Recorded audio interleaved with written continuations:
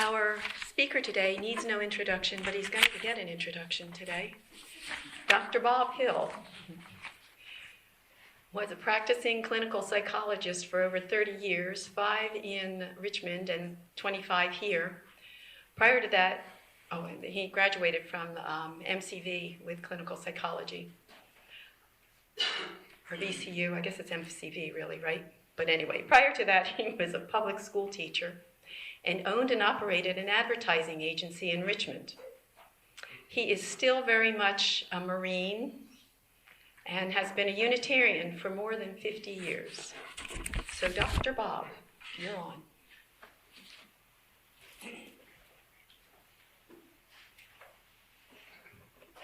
Let me give you a little background about this talk.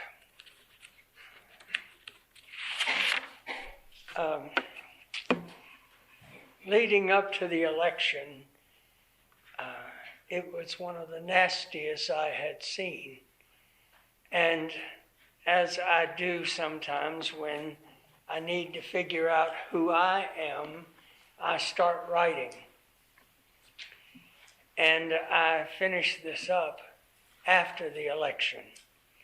Now, I want to say this is not the talk I had planned to give. I have written another talk based on the history of religions, and it is titled, "We're Not So Important Anymore." So I have to postpone that talk because Jane said, you need to give this other talk, and it's titled The Human Spirit. So at some point in the future, I will show you why we're not so important anymore. But for the moment, the human spirit. While I lazily slump on the couch, the light from the tree grows brightly and reflects rainbow colors off the living room walls. The flames dance and leap around the logs in the fireplace. A dozen thoughts circle in my brain. The theme, however, was constant. With all of the death and destruction in this world, can the human spirit survive our meanest human behaviors? And then it was as if some ancient muse within my mind whispered in a soft voice, and it said to me, I am the human spirit. I have been alive forever. I brought forth the first human emotions. Great minds have argued through the ages how I came to be. Some tell of how I crawled out of the primordial slime. When the first human stood erect, maybe that is when I woke up. I think that is when I moved from the unconscious to the conscious. It seems so long ago and so very far away now. Did I crawl out of the slime in several places on the globe? Or maybe it was only one place. I don't remember. Were there several forms of human type and only one survived? Or was there only one single strand? I'm not sure now.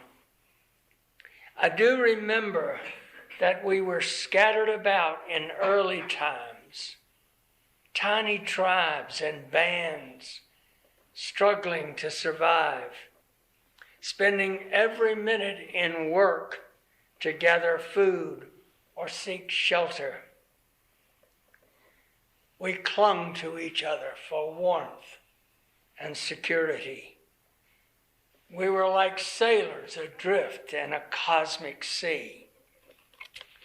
Some of our members died off like roses planted in sand. Others flourished. Our numbers grew, our collective wisdom expanded. We found ways to do things collectively we could never have done alone. We found new ways to hunt and fish together and to build. And then fire. Like a lightning bolt, it changed us. It propelled us light years ahead of any other animal. But it was on that frosty day when one of us killed a beast with a bone. We were changed forever. For the first time, we had a weapon, tools. Now we were really different from all of those around us. We took a different path, one giant leap after another. Fire, weapons, tools, symbols, language, alphabets, writing, art, and inventions. Perhaps that was the first time we really laughed. We feared, we cried, we loved, we reasoned, and we questioned. Other minds say it isn't so. That's not how it happened at all. They preach that we arrive by His divine plan. He put us in His garden, but we made the error of questioning. We got ourselves thrown out, we did. We had to fend for ourselves. They say that these two begat more. Who begat more? Who begat more and more? All in His name. It has been so long ago that I hardly remember if it makes any difference how we came to be. But just know that I am the human spirit, and I reside in every living human being. In some I am not seen until disaster awakens me. In some I am self-evident, shining through the sparkle in their eye. For most, however, I can be seen in the great holidays of the winter solstice and the spring equinox. But even when I am not seen, trust that I am there behind the most tired and lifeless eyes. You can always tell that I am with you when at the birth of a child your eyes well with water and your heart burst with joy. Or when you feel yourself choking up as bodies are carried from exploding buildings. In the pain you feel as the homeless walk the streets hungry, you will know that I am there. I am always under threat when warmongers beat their chest, and little men puff about things and espouse the glory of war. But I am frustrated when the timid give in to resignation. Never fear, however, I am always there. I am alive and courageous in every heartbeat as we traverse the seasons of the winter solstice. When the sun begins its journey back to warm our days, I may be bruised about the senseless deaths by maniacs, but I just become more determined by their unholy behaviors. Our struggle to get this far has not been easy. The joy was boundless when we harvested our first crops. Our pain was vicious when the storms, floods, blizzards came and wiped away all of our gains. To cope, we invented wonderful celebrations to rejoice in our hope. We invented rituals to deal with our losses. When the Mongol hordes bit and spat and cursed at each other, and then united and plunged into China and swept across Central Asia, I shivered. My blood turned cold at the sound of their war cries. I feared for all of us as my children died at their bloody hands. Our women were stolen and used like livestock. Our young men left bleeding their life's fluid into the earth. They say from ashes to ashes, but that makes me feel no relief. But we always awoke the next morning, cleaned up the jumble, cooked and comforted one another. We patched up, rebuilt, and planned for tomorrow.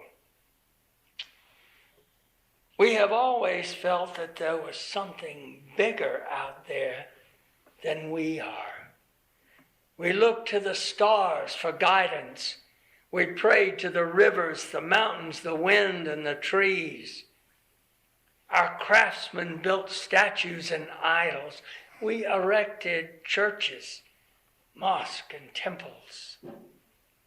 At some point, we must have decided that some of us were better than others of us. We anointed them priests and seers, kings and rulers, lords and shoguns, generals and presidents. Religions of all kinds sprang up through our ranks. Some people worshiped one God, other people worshiped another God. We have bowed to thousands of gods in our brief cosmic time. One of our greatest failings, however, has been that at times we felt it was only right that some of us could kill others of us because they had the wrong religion or believed in the wrong God. How odd that some of us thought that we own the truth. Yet even though we believed differently, there were moments of peace and tranquility. In those moments, the human spirit soared. Maybe some of us could see more than others. Maybe some had visions that the rest could only imagine. 2,500 years ago, the Buddha left his palace, giving up all of his worldly possessions. He left his wife and newborn son to search for truth. He grappled with the question of human existence. He sought answers to the questions of poverty, suffering, and disease. He gave us the 4 noble truths, and he inspired us to have the right view, the right thought, the right speech, the right action, the right livelihood, right effort, right mindfulness, and right meditation. Confucius synthesized the belief that our personal morality should permeate our personal, social, and governmental life. Moses The Hebrew prophet gave us the 10 Commandments, and he taught us monotheism, the one God. For millennia, there have been Christ figures, dozens of them, and they taught us basic ethics for living. Do unto others as you would have them do unto you. St. Paul encapsulated the religion of Christianity. 1400 years ago, Muhammad gave us another of the world's great religions, Islam. The Spirit surely felt the need for religion. They sprang up all over the globe, and we have embraced them all. They grew, and sometimes hope flourished, because some of them sometimes said the right things. Sometimes we have all been enslaved by them. Since those early beginnings, religions have divided, subdivided, and changed. Some sprung up while others died off. They have been proselytized and bastardized, but the Spirit has never let us stand alone.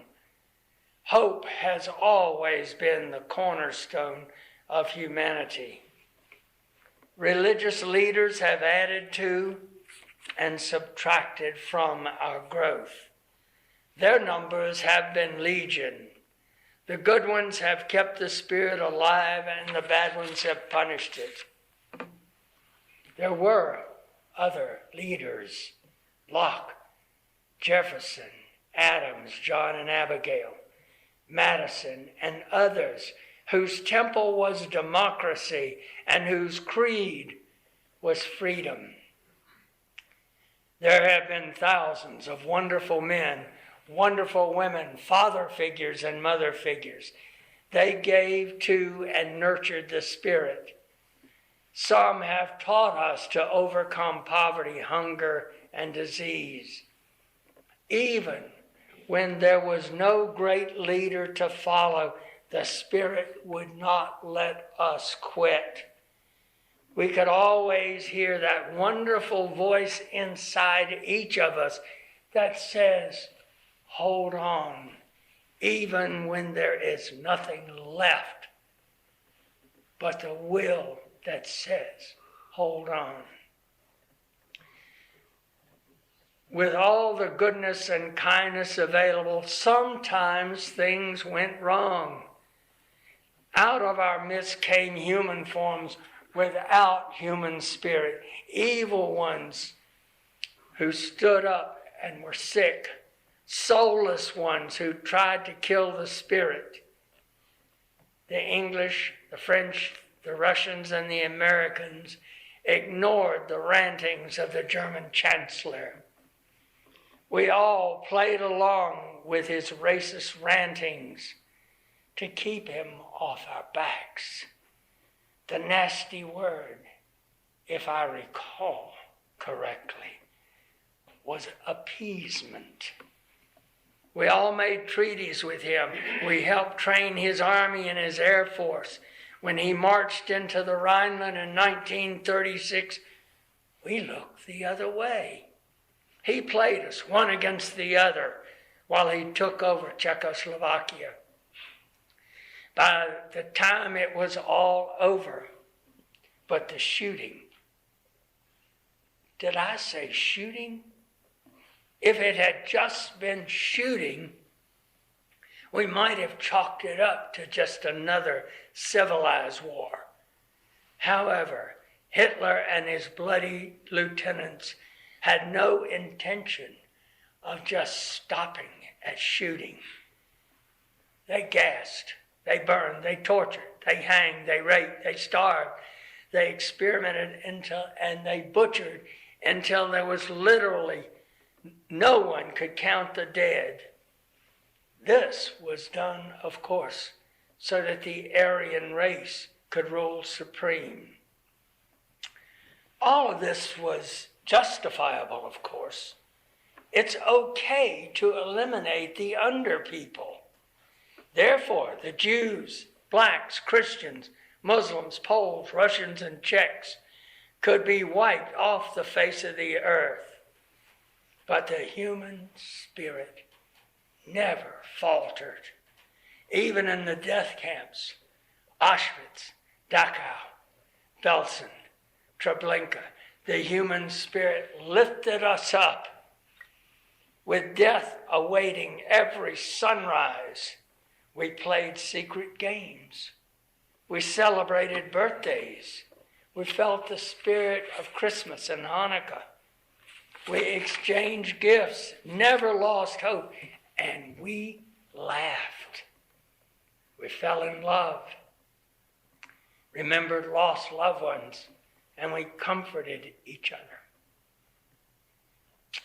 Hitler went the way of so many other tyrants, death.